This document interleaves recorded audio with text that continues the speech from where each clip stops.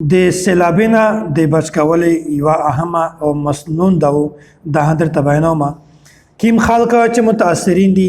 داسې سیلابینا پر غلي دي هغه ته هم په چار دو چې داسې دو په کثرت سره ورد کو ځکه چې الله تعالی د مزید د داسې امتحانات نه د داسې ازمایښتونه په حفاظت کې وساتي او چې کیم خلک د وسه پر داسې امتحانات نه بچ شوی دي داسې سیلابینا بچ شوی دي یغه ته په چار دو چې هغه هم دغه دو په کثرت سره ذکر کو چې الله تعالی دای داسې امتحانات نه وسوي حضرت عائشہ بنت قدامه رضی الله تعالی عنها دا فرمایي چې سمعت رسول الله صلی الله علیه وسلم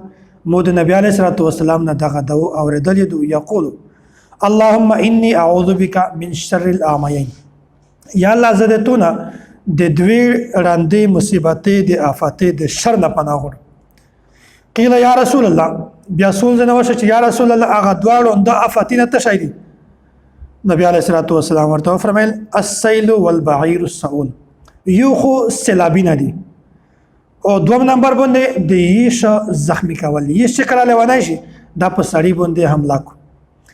نو نبی علیہ الصلوۃ والسلام د شر نه پناه غوښتي دو او د سیلابې د شر نه پناه غوښتي دو نو میشتو هم په چار دو چې داسې دو په داسې ماحول کې په داسې موقع باندې په کثرت سره ذکر کې چې الله تعالی میش د داسې آفاتینه په حفاظت کې